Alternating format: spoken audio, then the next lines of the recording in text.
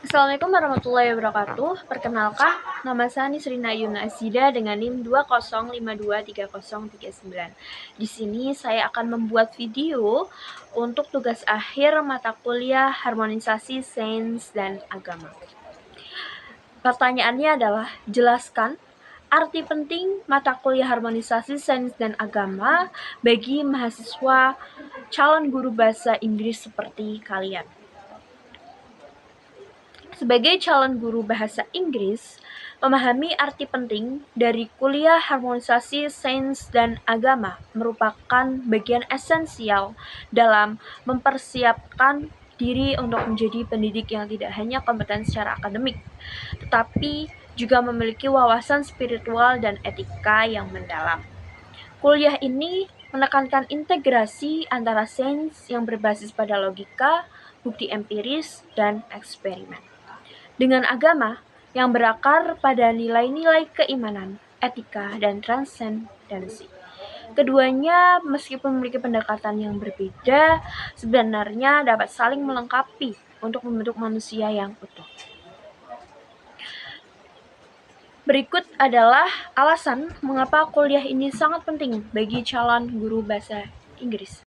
Yang pertama, mengembangkan cara pandang yang holistik dan seimbang.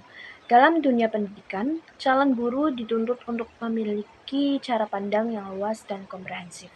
Kuliah harmonisasi sains dan agama membantu calon guru memahami bahwa ilmu pengetahuan tidak harus bertentangan dengan agama. Sebaliknya, keduanya dapat saling mendukung. Sebagai contoh, sains menjelaskan bagaimana sesuatu itu bisa terjadi, sedangkan agama menjawab mengapa hal tersebut ada. Pemahaman ini membantu calon guru memiliki wawasan yang lebih luas sehingga mampu mengajarkan siswa untuk berpikir secara kritis tanpa meninggalkan nilai-nilai spiritual. Yang kedua, pendidikan karakter melalui integrasi nilai. Salah satu tugas penting seorang guru adalah membantu karakter siswa. Dalam pembelajaran bahasa Inggris yang sering kali berisi konten berbasis budaya barat, calon guru dapat memadukan nilai-nilai agama dengan konsep-konsep modern untuk membangun etika dan moral siswa. Misalnya, saat membahas tema global seperti keberlanjutan lingkungan atau hak asasi manusia, calon guru dapat mengaitkannya dengan ajaran agama yang menekankan tanggung jawab manusia sebagai khalifah. Yang ketiga, relevansi dalam pembelajaran interdisipliner atau pembelajaran disiplin. Yang ketiga, relevansi dalam pembelajaran interdisipliner. Harmonisasi sains dan agama juga mengajarkan pentingnya pendekatan interdisipliner dalam pendidikan. Sebagai calon guru bahasa Inggris, hal ini memungkinkan mereka untuk menghubungkan pembelajaran bahasa dengan sains, budaya, dan spiritualitas. Contohnya, ketika membahas teks berbahasa Inggris yang berbicara tentang teknologi atau perkembangan ilmu pengetahuan, guru dapat mengintegrasikan diskusi tentang etika penggunaannya yang merujuk pada prinsip-prinsip agama. Pendekatan seperti ini tidak hanya memperkaya pembelajaran, tetapi juga membuat materi lebih relevan dengan kehidupan siswa. Yang keempat, mengajarkan toleransi dan pemahaman antar budaya. Bahasa Inggris adalah bahasa internasional yang sering membawa serta nilai budaya yang berbeda. Dalam mengajarkan bahasa ini, calon guru harus memahami cara menyampaikan nilai-nilai keagamaan tanpa terkesan dogmatis, sekaligus membuka ruang bagi dialog antar budaya. Pemahaman tentang harmonisasi sains dan agama membantu calon guru menyadari bahwa perbedaan tidak harus menjadi konflik, tetapi justru dapat menjadi peluang untuk saling belajar dan memahami. Yang kelima, mempersiapkan siswa menghadapi tantangan global. Di era globalisasi, siswa seringkali dihadapkan pada berbagai ideologi dan pandangan dunia yang sekuler atau materialistis. Sebagai guru yang telah memahami pentingnya harmonisasi sains dan agama, calon pendidik dapat membimbing siswa untuk bersikap kritis terhadap tantangan. Mereka dapat menanamkan nilai-nilai spiritual yang mendalam tanpa menolak kemauan sains dan teknologi. Dengan demikian, siswa tidak hanya cerdas secara intelektual, tetapi juga kuat secara spiritual. Yang keenam, menjadi role model untuk integritas akademik dan spiritual. Sebagai calon guru bahasa Inggris, saya tidak hanya bertugas menyampaikan materi, tetapi juga menjadi teladan bagi siswa. Kuliah Harmonisasi Sains dan Agama mengajarkan pentingnya menjaga integritas antara ilmu pengetahuan dan nilai-nilai agama. Dengan menjadi teladan, calon guru dapat menginspirasi siswa untuk hidup dengan prinsip yang seimbang antara kecerdasan intelektual dan kebijaksanaan moral. Yang ketujuh, menumbuhkan keadaan akan berkontribusi Islam dalam peradaban. Yang ketujuh, menumbuhkan kesadaran akan kontribusi Islam dalam peradaban. Kuliah ini juga memberikan wawasan bahwa banyak kontribusi besar dalam sains berasal dari tokoh-tokoh muslim seperti Al-Khawarizmi, Ibnu Sina, dan Al-Biruni.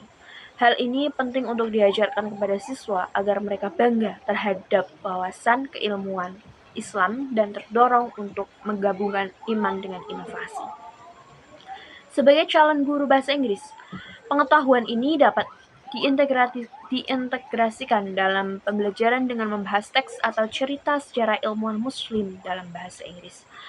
Yang kedelapan, mengatasi dualisme dalam pendidikan.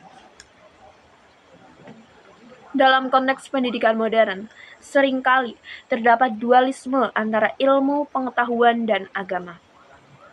Calon guru yang telah memahami harmonisasi ini mampu menjembatani kesenjangan tersebut dan mengajarkan siswa bahwa pendidikan adalah sarana untuk memahami dunia secara utuh, baik dari aspek fisik melalui sains maupun aspek spiritual melalui agama.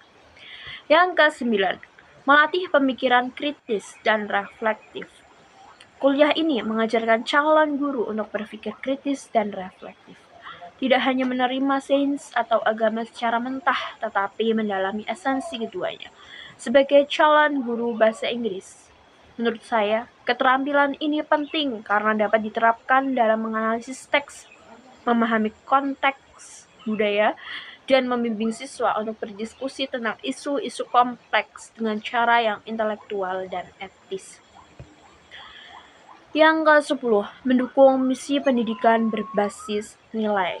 Sebagai bagian dari institusi pendidikan, calon guru bahasa Inggris yang memahami pentingnya harmonisasi sains dan agama dapat mendukung misi pendidikan nasional yang menekankan pembangunan manusia yang utuh, baik dari sisi intelektual, moral, maupun spiritual. Dengan memahami pentingnya kuliah harmonisasi sains dan agama, calon guru bahasa Inggris dapat menjadi pendidik yang tidak hanya menguasai bahasa, tapi juga mampu memadukan ilmu dan nilai, sehingga berkontribusi pada pembentukan generasi yang cerdas, berkarakter, dan beriman. Pertanyaan yang kedua, kaitkan dengan Ken Wilber, jelaskan pemikiran dia tentang 4 kuadran hubungan sains dan spiritualitas.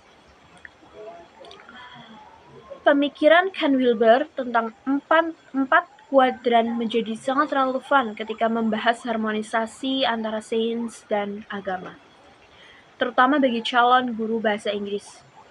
Wilber, seorang filsuf dan psikolog transpersonal, mencoba menjembatani kesenjangan antara sains dan spiritualitas melalui pendidikan integratif yang mencakup semua aspek pengalaman manusia. Dalam konteks pendidikan, khususnya kuliah harmonisasi sains dan agama, teori ini memberikan kerangka berpikir yang kuat untuk memahami hubungan keduanya secara mendalam. Pemikiran Ken Wilber tentang 4 kuadran.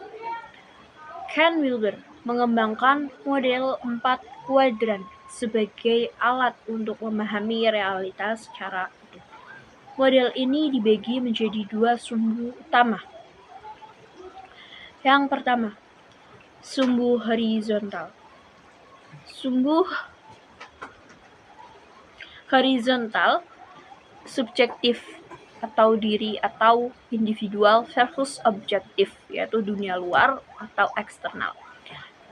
Yang kedua, ada sumbu vertikal, yaitu individual versus kolektif.